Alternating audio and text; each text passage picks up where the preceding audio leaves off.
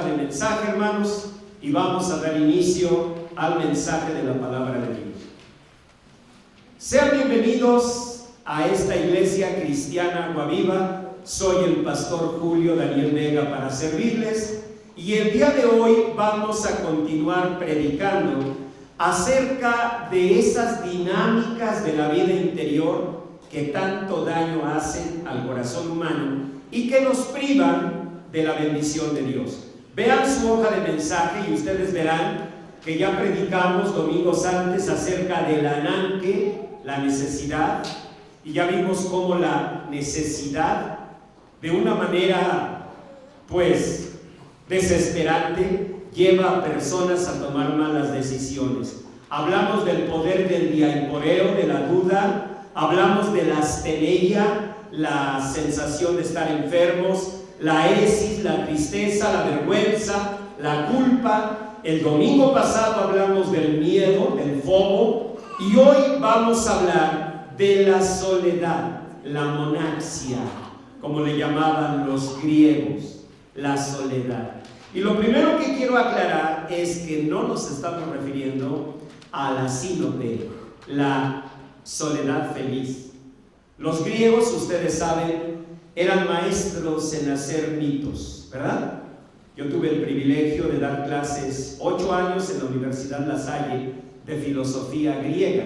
Ese era mi tirito, era mi materia favorita, filosofía griega. Me gustaba porque pues estudiabas desde Tales de Mileto hasta Platón, Aristóteles, pasando por Heráclito y todo el mundo, ¿no? Y siempre me llamó la atención cómo los griegos tuvieron tanta sabiduría para entender ciertas situaciones. Por ejemplo, Sínope fue una mujer muy bella a la que la pretendían, oigan, Apolos y Zeus. Así que lo que nos está diciendo esta historia es que no basta lo que te dan, porque Sínope lo que hacía era darles huyendo a las pretensiones de Apolos y de Zeus, porque ella prefería estar sola, y esa soledad fue símbolo de la soledad. Pero tiene 2 características. Uno, es una soledad feliz. No sé si la han vivido, sin ofender, pero a veces cuando el marido se lleva a los hijos, ay, bendito sea Dios, la casa en paz, sin gritos, ¿sí o no? O cuando la esposa sale, me llevo a los niños, amor, el marido dice, bendito sea Dios, voy a poder ver la vida de José José en Netflix, ¿no? O sea, nadie va a estar ahí que quita eso, que qué ejemplo le das a los niños. Así que hay una soledad que es dulce, pero tiene 2 características que decíamos. Primero, es voluntaria, así que tú quieres un ratito. Y segundo, no es emocional, no te entristece, es circunstancial, y un buen día de descanso a todos nos cae bien.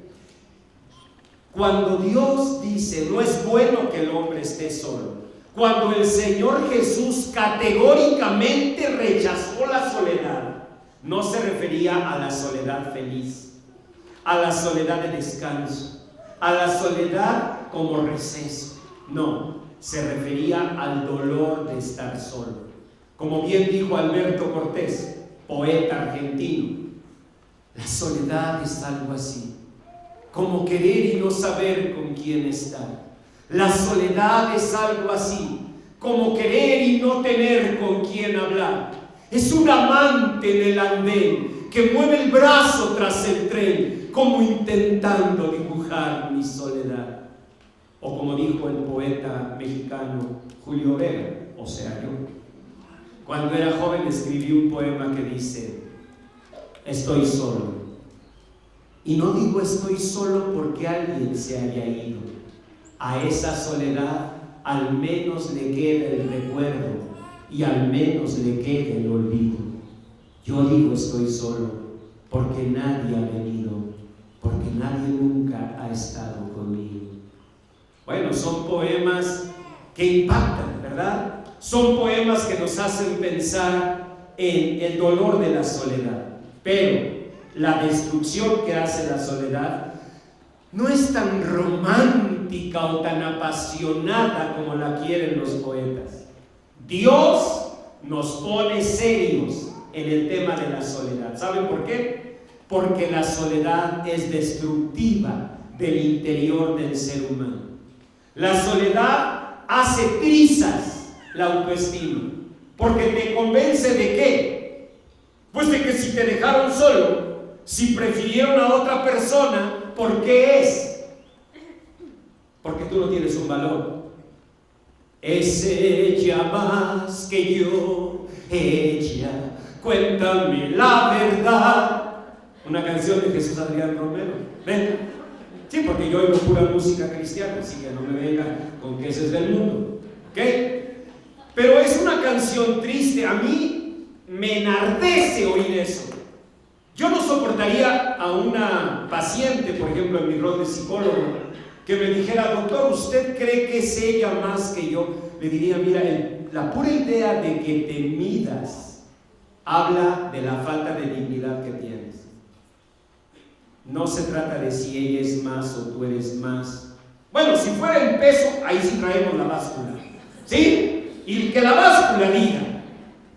Pero todos sabemos que no se refiere al peso, se refiere al valor de personas. ¿Y saben lo que yo creo? Que no hay más ni hay menos en el valor de personas. Todos tenemos una dignidad. Y si no la estamos percibiendo, es porque nosotros estamos renunciando a ella. Pero puedo asegurarte que esa persona que te menospreció no es un factor de referencia absoluto. Por ejemplo, un hombre que deja a una mujer por irse a vivir una aventura con otra.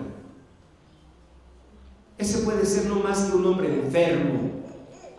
Ese puede ser no más que un hombre con un proceso de egoísmo recalcitrante, casi con un ensimismamiento autista. Eso puede ser. Podía haber tenido la mujer perfecta, que si se pudiera medir, ella sería más que cualquier otra. Pero este enfermo es un egoísta, convenenciero, come cuando hay y cuenta chiles, que lo que hace es querer vivir lo que se le pega la gana. Ahora, ¿por qué la otra persona va a estar pensando entonces yo no valgo? Eso es lo que hace la soledad. La soledad destruye, carcome las esperanzas. Porque decimos: ¿para quién me esfuerzo, pastor?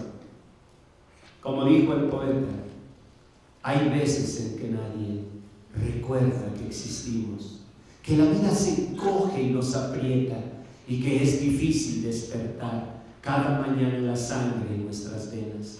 Son días de conservar el esqueleto rodeados hacia adentro y de llorar a oscuras sobre estos mismos huesos y de usar la propia piel como mortaja y decirle a la vida: no estamos, vuelve otro día. Hay veces en que nadie recuerda que existimos. Pues sí, hay veces en que nadie recuerda que existimos y días que estamos solos, pero debemos hacer lo que hizo Jesús. Vean en la primera lectura, San Juan 16:32, una declaración inamovible en el corazón del Señor Jesús. ¿Qué dijo? Lean conmigo: he aquí, la hora viene y ha venido ya en que seréis esparcidos cada uno por su lado, y me dejaréis solo, mas no estoy solo, porque el Padre está conmigo. Jesús vivió la soledad, Jesús sufrió la soledad, pero Jesús, nuestro Señor, Maestro y Salvador, no consintió la soledad, la echó rápido. ¿Cuánto tiempo le tardó la soledad en el corazón? Mídanlo ustedes, va de nuevo. He aquí la hora viene y ha venido ya en que seréis esparcidos cada uno por su lado, y me dejaréis solo, mas no estoy solo. Ese punto y coma, ¿cuánto dura? A ver, vamos a leerlo en correcto español. Si no tuviera ni coma: y me dejaréis solo, mas no estoy solo. Si tuviera solamente coma, y me dejaréis solo, mas no estoy solo. ¿Vieron la diferencia de tiempo? Con punto y coma, en buena lectura, como si estuviera leyendo Jaime Sabines. Y me dejaréis solo, mas no estoy solo. O sea, si hay una brevísima distancia. Esas milésimas de segundo fue el tiempo que el Señor Jesús consintió la soledad. Porque apenas la sintió en su bendito corazón, ¿qué hizo? La expulsó, no la consintió, mas no estoy solo, porque el Padre está conmigo. O sea, llamó a las convicciones de su corazón. Tú puedes, igual que Jesús, igual que yo, igual que cualquiera, vivir la soledad. Porque eso no depende de nosotros, hermanos. Si vuelven a leer, el Señor dijo: he aquí la hora viene y ha venido ya. O sea, en la vida de cada persona están escritos tiempos de soledad. Por ejemplo, los hijos crecen. Cuando están chiquitos, Ricardo y Shekina nos acompañan a todas partes y sentimos que va a ser así para siempre. Pero yo recuerdo cuando mis hijos se casaron. El primero que se casó fue Jos. Y bueno, pues me dio gusto, pero me quedaba Jessica.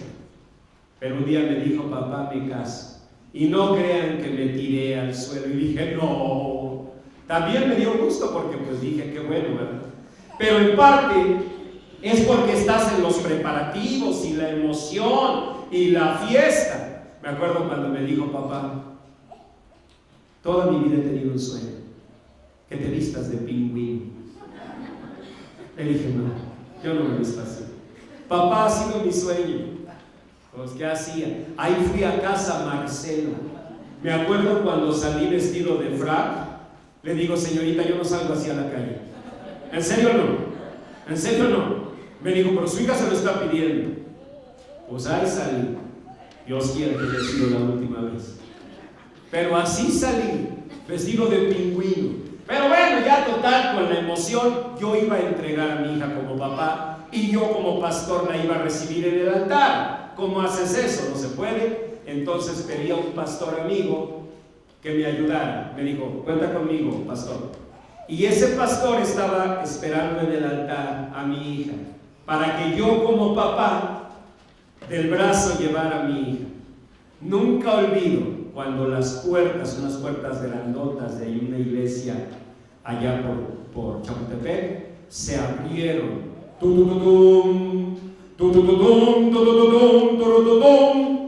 Ay, hermanos, miré esa distancia tan breve.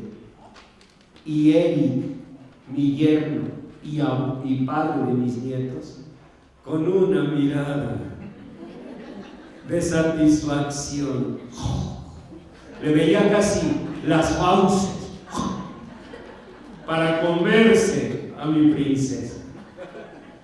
¿Y qué te queda? Y ya la marcha, y yo: no, mijita, mejor yo digo que no. Mira, ¿por qué no haces pues un voto de celibato? Te quedas en la casa y no, y ahí pasó: pastor, échale. No, ahí entendí, para mí, como pastor presentando, que venga ya, órale, papá, que camine el papá. Qué cómodo es desde aquí. No, hombre, yo estaba así. Y ahí vamos caminando. Cuando íbamos llegando ya al altar, conté los pasos: 5, 4, 3, 2, 1. Y Eric la toma y me sonríe como el gatito de Shrek. Y ahí la dejo. Mi niña. Venía en serio a mi mente cuando la cargaba, cuando caminó por primera vez y la tomaba de la mano. No, ya, ¿para qué les digo? Van a llorar. Y ahora se iba. Y lo que más me dolió, que yo estaba con mi hija. Y ella ni me volteaba a ver, viendo ahí, con ojos así de playa los dos. No, hombre.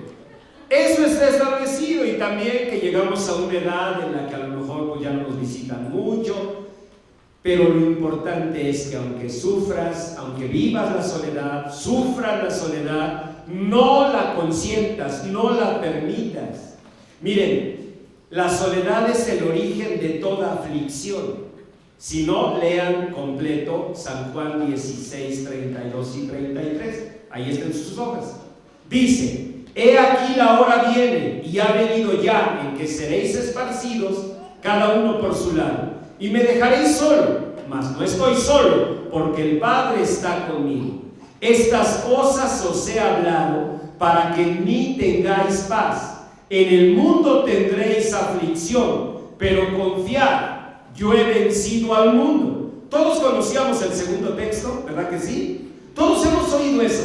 En el mundo tendréis aflicción, pero el Señor ha vencido al mundo. Exacto, pero ¿con qué tema está ligado? Con el tema de la soledad. ¿Ya lo vieron? ¿Por qué? Porque la soledad es el germen de toda aflicción. Si tú te sientes acompañado, si sabes que las personas que amas están a tu lado, tú te animas. Si tú te sientes solo, tú te desplomas. La soledad destruye la autoestima. La soledad genera culpa, que es un gusano mortal. ¿Saben por qué? Porque empiezas a pensar: pero mire, pastor, pues al final tiene uno lo que merece, ¿no? La verdad, yo nunca fui perita en dulce. Y yo la veo así, no, pues sí, se ve más bien como un membrillo. Agrio. No miro para ningún lado, ¿eh? Entonces, y empiezas a pensar: yo creo, pastor, que hasta me lo merezco. Eso se llama culpa. La soledad también genera desesperanza. Ay, pastor, pues usted me quiere animar, pero ¿para qué? Dígame, ¿ya para qué trabajo? ¿Ya para qué me esfuerzo? Ahora sí que para qué me baño si nadie me va a oler, ¿no? ¿Ven? Y esa desesperanza empieza a arruinar tu vida. Don Horacio Quiroga escribió un cuento que a mí me impacta siempre y se los he contado algunas veces. Es la historia de una mujer que estaba bien y empezó a palidecer, empezó a debilitarse, no podía ya moverse de su cama. Nadie sabía por qué estaba enferma hasta que finalmente murió. Lo interesante es que después de que murió y quisieron arreglar la recámara donde murió, quitaron las sábanas, quitaron las cobijas, pero al quitar la almohada, ¡ay!, se llevan una sorpresa. La almohada pesaba muchísimo. La almohada era de unas plumas que allá en el Amazonas guardan y conservan unos parásitos pequeñitos, hagan de cuenta como garrapatas, que entran al cuero cabelludo y chupan. ¿Saben por qué le hago así? Para que si no les da horror la historia, les dé horror mi cara. Porque quiero que les dé horror de imaginar que esas cosas chupan la sangre. La almohada estaba pesadísima, llena de todos esos animalejos, pero así panzones, de toda la sangre que estuvieron extrayendo. Si uno de nosotros hubiera llegado días antes, cuando ella empezaba a enfermarse, y alcanzamos a ver un animalejo que se mete entre la almohada, ¿qué habríamos hecho? ¿Qué habríamos hecho? Levantar a la enferma, ¿sí o no? Separarla de ese lugar donde le estaban carcomiendo. ¿Sabes qué tienes que hacer con la soledad? Separarte de ella. Así como lo hizo Jesús. Me dejaréis solo, mas no estoy solo, porque el Padre está conmigo. Jesús vivió la soledad, no la conoció solamente. Jesús la vivió. Lean la implosión inevitable. ¿Qué es implosión? Es lo distinto a explosión. ¿Qué hace la explosión? Es una reacción hacia afuera, por llamarlo así. ¿Qué es la implosión? Es hacia adentro. Y todos podemos llegar a vivir esto. Dice la Biblia: lo mismo le injuriaban también los ladrones que estaban crucificados con él, en San Mateo 27, 44. Pero antes de que los ladrones le injuriaban, ¿qué había pasado? Le habían escupido su rostro. ¿Qué más? Le habían abofeteado. ¿Qué más? Le habían azotado su espalda bendita. ¿Qué más? Su amigo Pedro lo había negado. ¿Qué más? Judas lo había vendido. ¿Qué más? Los discípulos lo habían abandonado. Todo eso. ¿Qué tenía que suceder? Esa implosión inevitable. Y el corazón bendito de Jesús estalló por dentro. Y dice la palabra que desde la hora sexta, 12 del día, hubo tinieblas sobre la faz de la tierra hasta las 3 de la tarde. Cerca de la hora novena, las 3 de la tarde, Jesús clamó a gran voz. Esta fue la voz de la implosión, de la explosión interna, por llamarla así. Elí, Elí, lama sabactani, que quiere decir, Dios mío, ¿por qué me has desamparado? Jesús no vivió solo la soledad esta de, bueno, pues ya se fueron y modo, me dejaron. Jesús vivió la soledad que te carcome el alma. ¿Y qué hizo? ¿Qué hizo? Hizo, a diferencia de nosotros, lo que debía hacer. ¿Saben qué hacemos nosotros cuando sentimos esa soledad que te destruye? La tratamos de llenar con cualquier compañía. Y eso nos lleva a cometer muchos errores. La Biblia dice que el que tiene hambre, todo le parece dulce al que tiene hambre. Y eso nos lleva a tomar decisiones que después destruyen nuestra vida. Porque con tal de no estar solos, permitimos la compañía de quien sea. Hay personas que incluso sufren, como se dice ahora, bullying, menosprecio, crítica, agresión de amigas. Y uno se pregunta, ¿y por qué siempre anda con ellas? Le dicen de cosas, ahí regresa llorando, de que ahora sus amigas no sé qué le dijeron. ¿Por qué no simplemente no va? ¿Por qué ahí va otra vez? Piensen en su mamá, píquenle ahí la costilla a la mamá, porque a veces así, ay, ahí te hablan, mamá, ¿por qué no mejor no vas? ¿Por qué, hijita? Porque me siento sola. Pues Jesús también. ¿Y qué hizo Jesús? Clamó a Dios. ¿Y qué tenemos que hacer nosotros? Clamar al Señor y no caer en una relación de dependencia, de necesidad, donde las personas al percibirlo nos van a tronar los dedos, porque van a percibir que lo necesitamos. Triste, ¿no? Sí, pero ¿quién genera esa situación triste? La generas tú. ¿Qué hizo Jesús? Clamó al Señor. Hasta los que estaban escuchando dijeron, llama a Elías, porque ellos vieron la desesperación, el clamor, la sinceridad. Dios mío, ¿por qué me has desamparado? Pero ¿saben una cosa? Hay otra enseñanza. ¿De dónde sacó el Señor Jesús esas palabras? Vean la siguiente lectura del Salmo 22. ¿Saben qué significa? Que en la mente bendita del Señor estaba la Biblia. Ustedes dirán, ay pastor, pues obvio, Jesucristo es Dios. Sí, pero estamos hablando también de su naturaleza humana, porque Él era Dios y hombre, perfectamente ambas naturalezas. Así que como Dios, pues por supuesto que sabía la palabra, porque era su palabra, pero en su condición humana la tenía en la mente.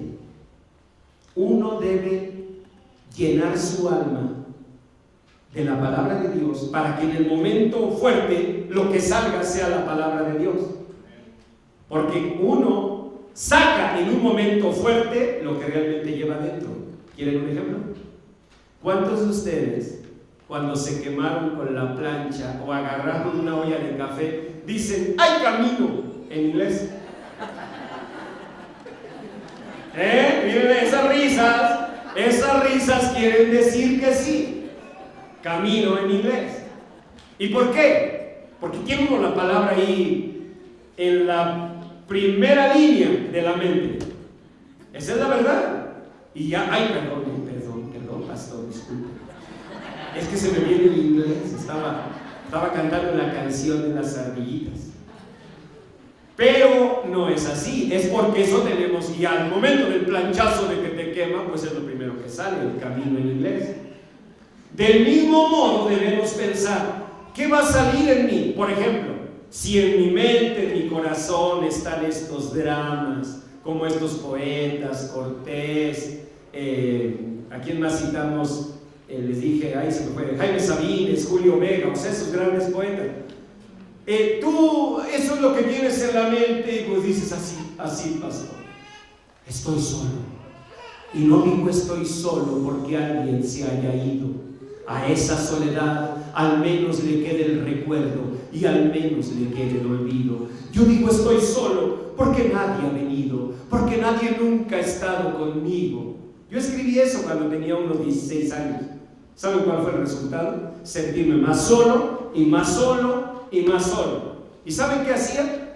Me trepaba a la azotea y miraba hacia los indios verdes. No crean que eran unos amigos que les decíamos así, sino si eran los indios verdes en la montaña, y ahí se veía desde Peralvillo la autopista. ¿Y saben qué hacía? Me quedaba mirando, soñando que un día me iba a ir muy lejos. Cada vez que paso por allí, pasé hace unos 3 días, volteo hacia ese lugar.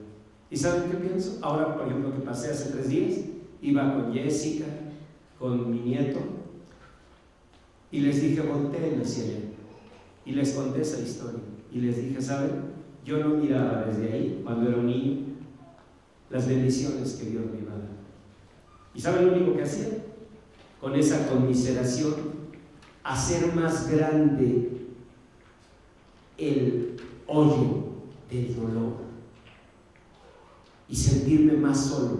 ¿Qué tenemos que hacer? Hacer lo que hizo el Señor. Él fue a la palabra de Dios. Vea la siguiente lectura, Salmo 22.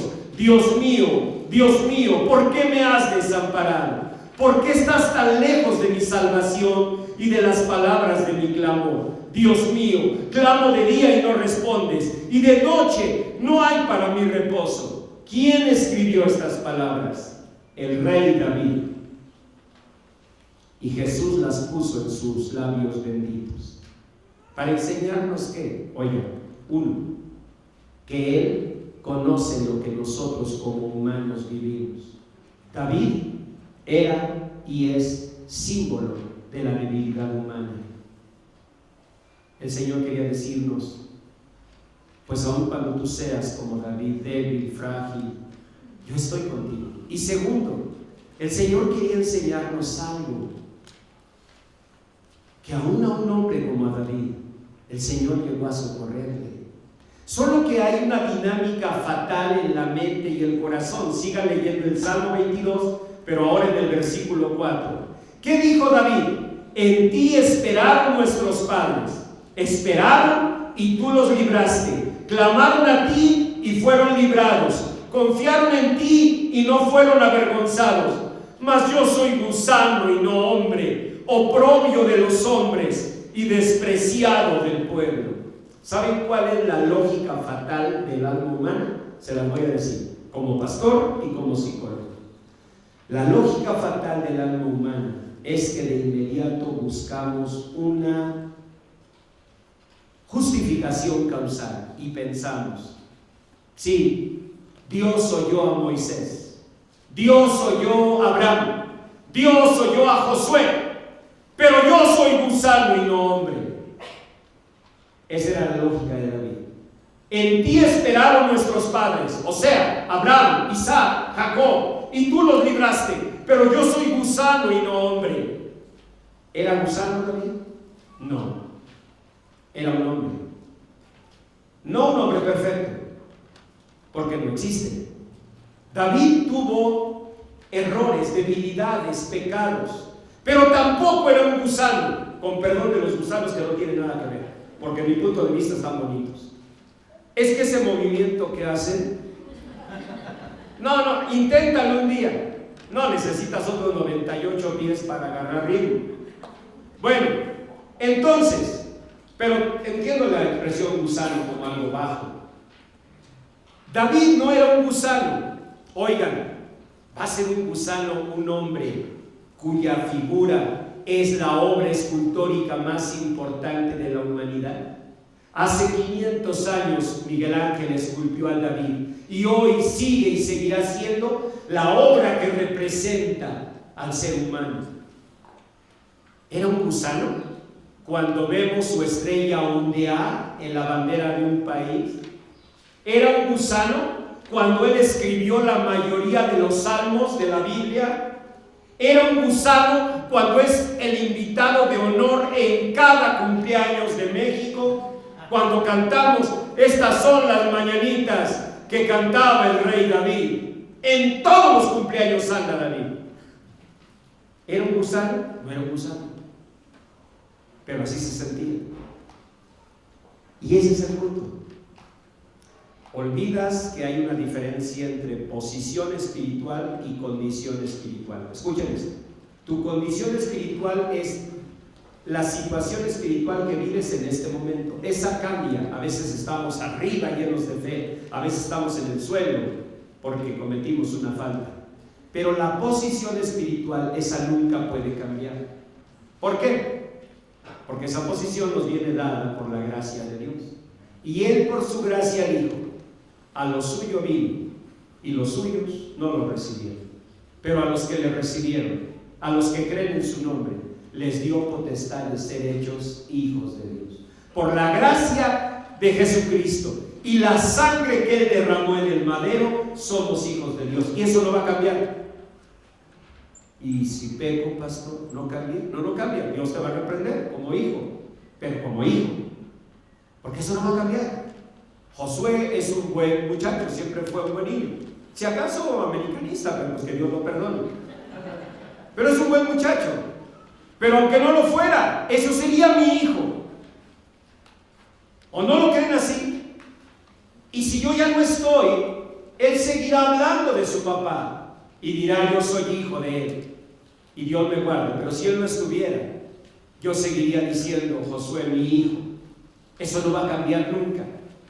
Tu posición no va a cambiar, y eso es importante, porque vean cómo David se levantó. Vuelvan al Salmo 22, pero ahora al verso 9. Pero tú eres el que me sacó del vientre. Esos son los pensamientos que nos hacen vencer la soledad. Pero tú eres el que me sacó del vientre, el que me hizo estar confiado desde que estaba a los pechos de mi madre. Sobre ti fui echado desde antes de nacer, desde el vientre de mi madre. Tú eres mi Dios. No te alejes de mí, porque la angustia está cerca, porque no hay quien ayude. David estaba solo. Tal vez se lo ganó, tal vez lo miraban como oprobio del pueblo por la falta que cometió, y tal vez era un poquito gusano, pero Dios seguía siendo su padre, y eso lo salvó a David. Esa convicción. ¿Saben qué dice la palabra de Dios, hermanos? Óiganlo bien. Que el Señor vino a lo suyo, y los suyos no lo recibieron, pero que a todos los que lo recibieron, los que lo recibimos, a todos los que creen en su nombre, nos dio potestad de ser hechos hijos de Dios. Y dice la palabra que los hijos de Dios no nacimos por voluntad de carne ni por voluntad de varón, sino de Dios. Dios nos hizo, y no nosotros a nosotros mismos. Pueblo suyo somos y ovejas de su prado. David decía: mi embrión vieron tus ojos. Era un convencido de que aun cuando era un embrión, imagínense un embrión, ese embrioncito, Dios lo miraba. La misma convicción que tuvo el apóstol Pablo: Dios me llamó desde el vientre de mi madre. Desde el vientre de mi madre me apartó. ¿Se dan cuenta? La soledad es una condición, pero en nuestro corazón debe haber una convicción: estoy solo, pero no estoy solo, porque el Padre está conmigo. El Dios que no te ha dejado, el Dios que te ha cuidado, el Dios que te conoció desde el embrión, el Dios que te guardó y protegió, no te ha dejado y no te va a dejar. No consientas la soledad. No es bueno que el hombre esté solo. No apapaches sentimientos así.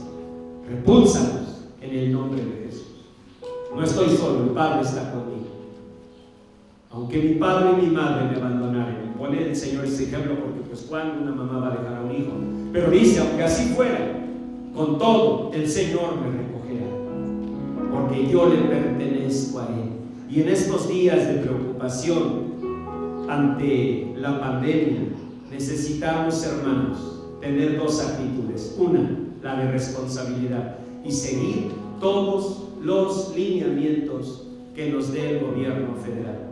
Tener toda la responsabilidad social, ¿verdad?, de los cuidados que debemos tener. Pero también toda la fe y toda la certeza de que nuestra vida no es una casualidad, ni es simplemente un producto de la naturaleza, y si la naturaleza colapsa, no.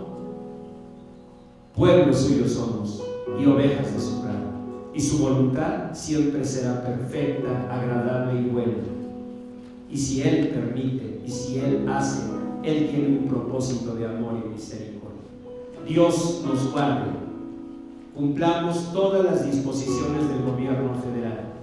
Todos los días a las 7 de la noche estemos atentos a la conferencia oficial, oremos como hijos de Dios, demos testimonio a los demás de las dos cosas, de que somos cristianos y por tanto somos responsables y cumplimos las disposiciones del gobierno federal. Pero dos, guardamos la fe y la esperanza. Estamos llamados a hacer luz. ¿Y cuándo más? Cuando está el mundo en tinieblas.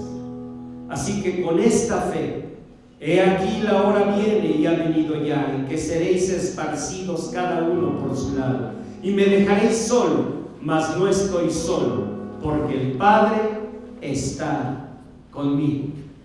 Así Jesús venció a la soledad.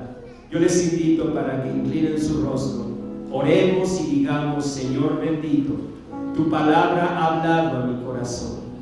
Eres tú, Señor, a través de tu palabra, hablando a mi vida. Señor, no permitas que la soledad, como esos animalejos del cuento de Horacio Quiroga, carcoman mi corazón, mis esperanzas, mi autoestima. Ayúdame a creer, Señor, que tú me diste la vida con un alto propósito, que más allá de las circunstancias, tú siempre has estado conmigo, y que tú estarás conforme a tu promesa todos los días hasta el fin del mundo. Señor, recibo esta bendición de tu palabra, recibo este mensaje de tu Espíritu Santo y te recibo a ti, Señor Jesús, como Señor y Salvador de mi vida. Ven, Señor Jesús, a mi corazón, y en estos días de angustia, de preocupación, enséñanos a ser responsables, prudentes, responsables, pero también mujeres y hombres de fe, que son luz para el mundo y que irradian esperanza y fe en Dios. Señor, danos ambas cosas, responsabilidad y fe, y que ese sea nuestro testimonio como hijos tuyos. Gracias, Señor, por tu bendición, por tu misericordia y por este mensaje donde nos hace saber que tú estarás con nosotros siempre, que podremos estar solos, pero no estaremos solos, porque tú, Señor bendito, estás con nosotros. Alabado y glorificado sea tu nombre por siempre. Amén. Amén. Da un aplauso al Señor. Gloria a su nombre. Gracias a Dios por su bondad.